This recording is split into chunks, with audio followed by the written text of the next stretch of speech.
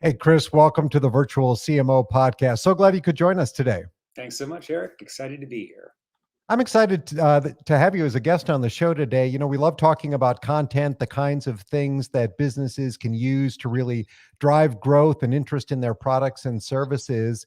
And, you know, we love to talk about technology too and some of the fun tools that are out there. And before we really get into the main focus of our show today, which is really going to be around diversity, equity, and inclusion, I'd love for you just to tell us a little bit about your background and about the fun things that you're doing with AI. Fantastic. So I've been a CMO now for goodness, quite a long time, over 15 years. I originally come out of mobile development.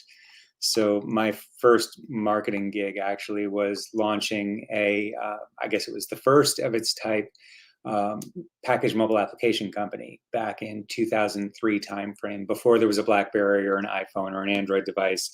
There was handsprings and Palm Pilots, and they Yes. weren't wireless. There was no wireless at that point. And learning on the fly what works in both launching products and generating leads, the two things that essentially get me budget. I spent 14 years, 15 years in the mobile space, and over the course of time realized in owning content organizations that it's hard to develop business to business content in a technical company when we don't have writers anymore. There isn't really a writer's pool, right? So you don't go out and hire an author to come in and be your content writer. It's the byproduct of what people do when they come to work. Smart people that work in your organization create content on a daily basis. And with that comes the challenge of they're not trained writers. And they might be writing super technical content in English as a foreign language, Yes. incredibly smart concepts, but badly formatted, badly written. And so the editorial process just takes forever. It's super complex. There's a lot of back and forth because I can't just change it. It's not just wrong and I change it and it's right. I might be changing the context of what has been written. So it's this back and forth. And in 2017, I discovered a company called Acrolinx. And Acrolinx is an AI-powered platform that improves the quality and effectiveness of content. Essentially, what it does is it manages that process. So in the first writing of content, Acrolinx knows the words you want to use, the style guide that your company adheres to, the levels of clarity, inclusion, emotion that you want in your content, and it drives your writer in the first draft to create that content in that voice. I think of it in terms of everybody has a whiteboard and all the things that they care about in their content is up on their whiteboard. And the problem with that whiteboard is that A, it's in my office and none of the writers in my organization are in my office. And B, they're not writers. So even if they could see my whiteboard, they probably don't care. Acrolinx takes all that right off the whiteboard, digitizes it, makes it actionable, and then allows people writing content to leverage those rules to create great content the first time. And discovering that was very eye-opening. I recognized the value in the product right away. And now I'm not just a customer, but I'm the CMO. Is there the other way around? I don't remember the old commercial. But the idea of being able to go and work in this space was really exciting to me. We're doing some really interesting things around helping the biggest brands in the world, the top 20 global technology companies, many of the largest banks, pharmaceuticals, medical device manufacturers, and just big equipment manufacturers throughout Europe and the US build out their technical content, their marketing content, their support content, all of which encompasses their customer experience. So being able to align things like tone of voice across the entire life cycle of content that touches a consumer. It's exciting. The people that work here really are into it. They love what we do. And it does sound exciting. Yeah, it's really fun. Well, what's so interesting to me, and this couldn't be a more timely conversation because this is sort of exactly what I've been dealing with this week is, I have external writers that help me with some of my work, and getting them to capture sort of my voice, my brand voice is extremely challenging. And there are some great tools that are out there, whether you're looking at a Hemingway, a Grammarly, Microsoft's got something, Microsoft Editor. Those are kind of tools that help you with structure, right? But they don't really do a whole lot in terms of voice, using that language, that vocabulary that you were talking about. So, how does the tool sort of take things a step beyond what those common plugins do, and then sort of put your voice, put that terminology into the content that they're writing? Is it suggestion based, or is it sort of after the fact? No, so it's actually before that. So you lead with the capture of your global guidelines. And so what's a global guideline? Top of the hierarchy, guideline number one, we all spell the name of the company right. So if you work at a company with a simple name, that seems like a thing that we all do. But American Express, are we American Express? Are we Amex? Are we AE? And when are we those things? Do we specify .com? When? And so building out that simple rule of this is what we do. When we refer to our company, this is how we refer to it. If you understand that as a guideline, then you understand the scope of what we can do. And so where we're different, I guess the first provocative statement of the day, or PSOTD as I call it, is correctness is a commodity. Okay. So everybody has a correctness plugin. Some of them are more graceful and attractive, Yep. like a Grammarly. Some of them are more utilitarian, like Clippy in Microsoft Word. But that correctness aspect, that's a thing that everybody does. Where we take this beyond is in creating content that aligns across thousands and thousands of writers. So you talk about external content creators and your tone of voice. When I got here to this company in 2017, like any new CMO, I want to put my stamp on the business. I want to define our tone of voice. So what are we and what aren't we in our communication? And we're not arrogant. We're not outrageous. We are confident. We're not aloof or boring. We're friendly, and maybe not corporate, but more on the wise side. And all of that's super, right? Sounds like great marketing fodder. But what do you do with that? And where we go from a product standpoint is, so I want to be relatable. So I want to keep things simple. I want to know and adapt to my audience. I want to show feelings. I want to avoid hype language. I don't want to use marketing terms and hyperbole. Don't speak in buzzwords. And then, so take that technically now. How do I turn those into guidelines? I want to avoid long sentences, long paragraphs. I don't want to rely on marketing speak. I want to reduce and eliminate corporate overviews and acronyms. I want to use we and you to make connections with the readers. And those are all rules that can be turned into guidelines that allow you to create in voice. And if you roll that across, we just started with relatable, then we moved to witty, then we moved to confident, then we moved to knowledgeable. And we've built out a set of guidelines that have started to make me sound, or make all of my writers sound like me, the way that I want our content to sound. Then you go beyond that and say, for this particular piece of content, what am I trying to purvey? What's the emotion that I want built into that? How do I want to leave? What's the feeling that I want to leave a reader with? Living in a world of the importance of D&I, how do I make this content inclusive? We struggle, like everybody, with very simple, very ingrained words. I talked about a master contract today, and it doesn't feel like anything. Like, that doesn't feel bad. But from an inclusion standpoint, heads up, that's a problematic word. You should know that and make decisions based on that. So the ability to build that into the platform and give that guidance. And all of this is guidance. So it's not automated changes. It's not, you said master, we never say master, take that out, we're just gonna, it's pulled, it's gone. No, it's, this is problematic. Here's why it's problematic. The choice is yours, because it's possible that you were making a point. And that ties to the way we look at terminology as well. I want to say quality, you said test, kind of the same thing. But did you mean test, like specifically, or would you rather use our wording, which is quality? Yes. lots of ways to look at how the platform works. But it's really around, to me, strategy alignment. What's my strategy for content creation? How do I align all my writers? So again, back to your model, you have external writers that you would like to be able to create content that sounds like you. That's very much the story of the way that IBM used our product.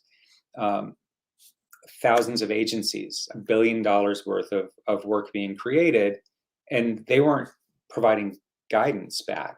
They were just reading the content with AI, looking for content that works for them, that sounds like them, that gets the points across they're trying to get across, that uses their language, that's at the clarity levels of their audiences. And they're able to make buying decisions, spending decisions, staffing decisions based on that data, because you end up with this numeric score of good. What's good content? Eric, go write me something and make it good. Yeah. You know It's a little ambiguous, right? Well, good could mean a lot of different things, or it could mean that, you were wearing a black shirt that day, and I don't like black shirts, and I don't think it's good. But if I could score good, if good means that it's clear, it's consistent, it's got the right character, and it comes out with a numeric score, then we start putting in place the ability to have gateways. So I'm putting gates in my organization.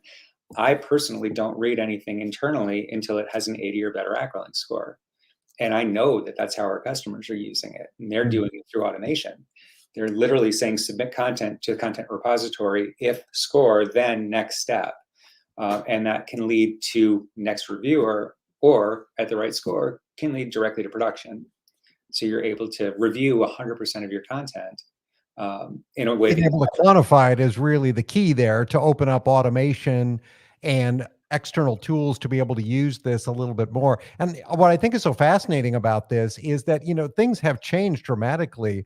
We've certainly just gone through the COVID-19 pandemic. We have seen a major shift in the economy where a lot of people are moving into more of a freelance role. They don't want to be working for the same companies like they used to. And there is so much access to talent and really creative talent out there. But now you not only have the problem of having people speaking in different voices, but you have them distributed all over the world. So they may come with their own unique set of terminology, their own unique perspective on things, and trying to sort of usher all that in and make everybody sort of look at things the same way is a challenge. And that challenge is only going to grow in the years to come as we bring more of this freelance economy into our organizations.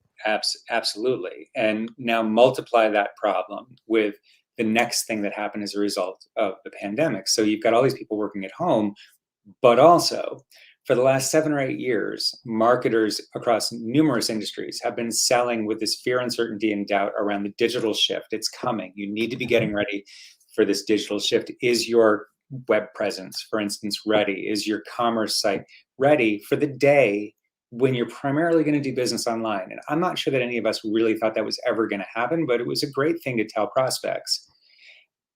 And then, according to my desk calendar at my office, which I went and visited last week, on March 11th of last year, I only know that because I have a flip calendar and it hasn't changed since then. On March 11th, the digital shift came. And so your only touch point with your consumer, at least for that first several months, and if not for much longer than that, has been through your digital presence. People are not coming to your store. They're not visiting you in person. And so your content matters in a way that it hasn't before. But it's not just the content. We can create tons of content. It's the experience. So if you're a global brand trying to speak to your consumer like a human, it's everywhere. It starts in your product and the UI strings that live in your product. It moves into your technical documentation. It goes across into your enablement and your marketing, and then back out the post-sale with all of the support content and services that come along with this. And everything needs to sound like your brand is a voice to your audience. The thing is, that's not how companies are built, right? Yeah. So the tech docs team, the UI designers, the marketing writers, the people that are writing support tickets, they're siloed. Yes. They don't have interaction with each other. So they may each individually have a style guideline that they should be adhering to. But now we're talking about tens of thousands of people creating content in a Wild West environment Hmm. with no connection to each other or their departments, or specifically to each other as they write it. And that's been the big shift that we've seen in the last year, is companies realizing that this customer experience is more than they thought, and the need for leadership to translate that voice across all of those channels. And interestingly, they're not always the same voice. Even though I want to talk as if I'm one person as a brand, the way that I communicate in marketing, for instance, could be very different than the way that I'm going to communicate in my support ticket. Of course. Because marketing can be relatable, witty, and fun, but support tickets need to solve problems. So they need to be clear and concise. And weaving in emojis and fun, happy things into service tickets kind of annoys people, as it turns out. Because when I did this tone of voice project at Acrolinx, I got power hungry. And I was like, well, this is awesome in marketing and sales. We're killing it. Support, you guys should use this. Yep. And they did, until they got massive complaints. Yes. And it's not cute. Please just answer my questions. And you learn that this is a multifaceted voice that needs to cover. It can be relatable and confident, but witty and fun might not have a place. So being able to weave out pieces of this is what we do specifically special. Well, and all of this is really set against a backdrop of a lot of things happening culturally too. As we've gone through the pandemic, we've also had the Black Lives Matter movement. We've had really the rise of diversity, equity, and inclusion. That has come to the forefront. It's very much a topic of conversation now. We've got a lot more cultural sensitivity that I think companies are looking at in how they portray themselves on their website, in their collateral. Are they using faces that represent their customer base in their marketing materials? And then, we've sort of have the whole climate change, environmental issues, sustainability, all of that is now front and center. So companies may be talking about things that are even outside their core business, but they need to speak into the language of what people are thinking about, what's on people's minds, and what's influencing buying decisions. So I'm interested to hear your thoughts on this, sort of outside the product, but how do you see things shifting? To me, this seems like a seismic shift. These are big changes that seem to be happening all at once. And it is. And things always change, and there's always something that is at the forefront of that. But last year was a shift in the way that businesses think. And I think what happened was that around the middle of the year, companies started making statements about who they are and trying to define their brand in 2020. And the next step then is to, I guess it's not a graceful way to say it, but put your money where your mouth is. Are you just saying this is who you are, or is that who you are? Is that who you're going to be moving forward? And part of that was communicating with the audience in the way that the audience wants to be communicated with. And you need to think through the words you use. As a point of reference, literally 10 seconds ago, I said something about, hey guys, I struggle with this. Sure. That does not meet the definition of inclusive. And the fact that I think about that now is a testament to both the world that we live in and the thing that I do. What we're aiming for, we put up our statement towards the middle of the year of what we thought of the world that we were living in. And we thought, really we should think about how we're going to back this up. It can't just be a statement on an odd Thursday in the middle of the summer. Right. It's got to be more than that. And what we have control over, because of the type of company that we are and the product that we sell, is both looking internally at our diversity and inclusion initiatives. And the first thing that we did was put together an internal D&I board to look at the way that our company runs and to think about who we are as a business. And the byproducts of that were handbooks and guidebooks that many of our big enterprise customers are using for their initiatives internally, best practices on how to implement D&I in your organization. From a technology standpoint, though, we have a framework that allows the coaching of content creation. Mm-hmm. And so every enterprise, almost in the country, put in charge of this area a chief diversity and inclusion and equity officer. And that person and their teams are tasked with many things. One of those things is defining what the language is that the company is going to speak, how they're going to sound in the public domain. And we had originally set out to try and define what inclusive language was. And we quickly learned that everybody has a different view of that. Inclusive language is really just seeks to treat all people with respect. It's a language that avoids the use of certain words, expressions that exclude, silence, discriminate, assign negative connotations to personal characteristics of certain people and communities. And so everybody has a different idea of how they want to build their lexicon. What we're able to do is help the management of that. So help these people in these roles roll out guidelines across the organization that aren't just word police, because that's not terribly useful. I mean, governance for governance sake is okay, but beyond just saying don't say this, let's talk about why. And it becomes a learning opportunity. So if I'm gonna guide you to not say something, I better be prepared to explain to you why. And then my expectation would be that you won't probably do it again because you'll learn something. And so it goes beyond just, again, that correctness commodity into an understanding and education tool that explains that you shouldn't say this because of these reasons. And, we have customers that, have master slave language in their code thousands and thousands of times. And things like that. I mean, that's super easy to go in and identify across repositories, find and fix. But explaining to writers and coders in the organization why, so that they don't in the future use that language, or if they do, they're making a very specific and potentially odd choice, but they're making the choice based on education and understanding. And what that gets us is this more inward perspective, how a company talks to and about its employees and candidates, and then that external perspective of how a company brands itself and addresses customers in that wider public, and then the governance of that across the entire business. Yeah, and I think it's so important to have a statement to stand behind it. But, when we're talking about things like environmental matters, they call it greenwashing if you sort of take a stand, but you don't really live up to that. And the same can be true when it comes to cultural issues or inclusivity. It really means that you have to, like you said, put your money where your mouth is. You have to really live it.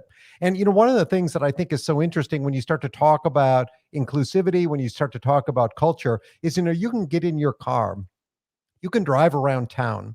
And if you get into a Spanish part of town, you'll immediately notice that the billboards will suddenly be in Spanish. Or if you get into, an area, like a Chinese part of town, all of a sudden you'll see the signage takes on a new tone. And it's so easy to see when you're physically present in a location where maybe there is that cultural diversity really front and center. But then you sort of abstract that, you come to content, you come to a website, and most of that gets lost. All of a sudden, it's a very generic sort of presentation of the company. And in some ways, you are trying to appeal to a very broad audience. But in many ways, it shows really the lack of diversity and inclusion that many companies have, that they haven't been able to find ways to include sort of that kind of cultural reference, at least in some of the content that they create. 100%. I mean, it's okay to ask questions in your interface to understand who you're talking to. People like that, but that's a genuine conversation. You're putting yourself out there and saying, I want to talk to you. Who are you? And then again, that genuine conversation of this is how I communicate, specific to include you in our conversation. And you don't get that very much on the web. I work in business to business. So as inclusive as business to business websites get in past years was, are you in marketing, or are you in sales, or are you, are you a developer?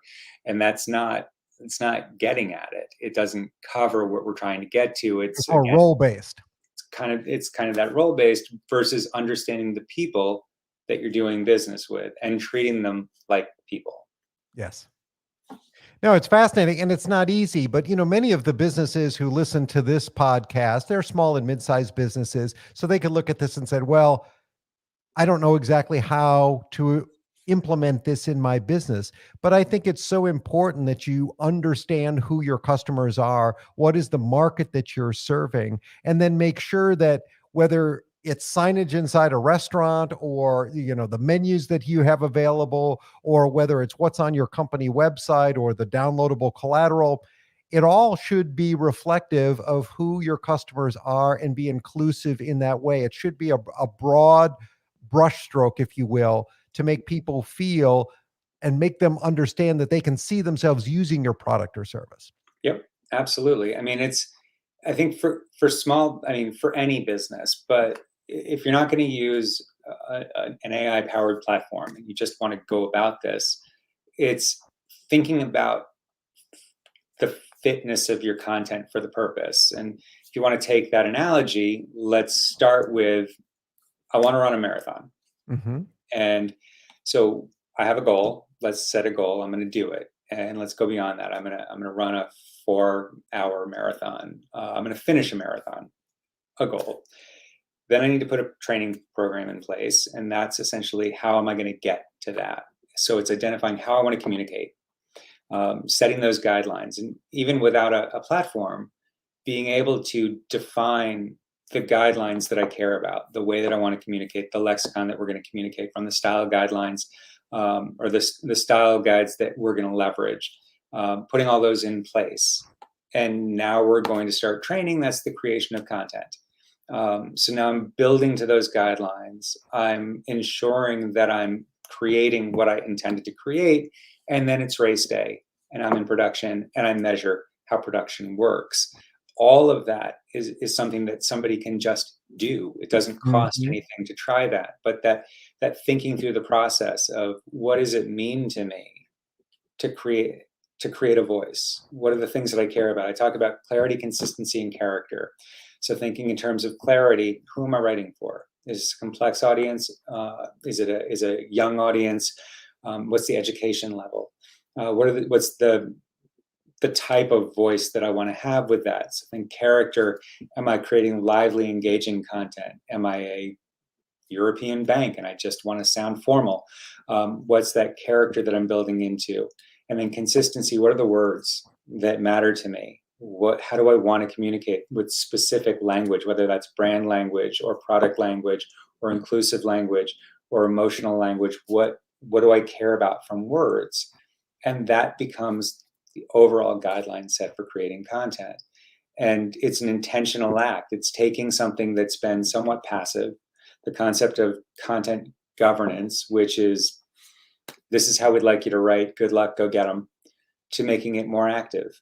These are the guidelines that we've put in place. These are the goals that we have for the content that we're creating. And this is the measurement that we're doing to ensure that what we thought up front is correct. So if I use those guidelines and I create that content to those guidelines and I put that content out into production in the world, I better be measuring the results. Because if I think that I did perfectly, I set my goal, I built my content, put it out there, it's perfect, and it doesn't perform, somewhere I was wrong. Yes. And that's the opportunity for iteration. So I put it out, it doesn't perform, I go back to the beginning and I change some of my filters. I change some of the guidelines that I thought were important, and I deliver content that makes more sense. And any company can do that. If there's one thing that you should be doing on day one of content creation for the purposes of conversion, for sales, for support, for service, it's thinking through what you're trying to do, building the guidelines for that, and then measuring post-production. Yeah, I love the way you phrase that too. I think it's about intention, right? And this can be a big task, especially for large companies. But if you put a statement out, you say that this is what we believe in, and we have an intention to sort of get ourselves on the right track in terms of our content and representing our voice in the way that we feel authentic. authentically that we can be representing our voice. I think that's a great place to start, and then work on it over time, get your content aligned. And I know as we sort of come to the end of the interview here, that on your website, you do have some resources that people can go and get and download, especially around, this whole topic of diversity, equity, and inclusion. So I'd love it here just at the end, if you could tell people where they could find out more about Acrolinx, where they could find out more about downloading some of this content, and finding you on the web as well. Sure. So we are at www.acrolinx.com. If you go to the website, you'll find a resource center. My general strategy for content creation is to create actionable content that anybody can use. You don't need to buy our product to get value out of our content. You may want to, because it does absolutely accelerate the process. But I do expect that everybody will get value. And there is content on DE&I. There's content on content governance, and taking content governance from being passive to being active, and everything in between. Please go and get some value from that. And to find me, I'm on LinkedIn at CP Willis. Probably lots of other places too, but that's the easiest pathway. Okay, that's perfect. I'll make sure that we have all of that linked up in the show notes so that people can find it. Chris, this is a great discussion. I think something that we need to talk about often.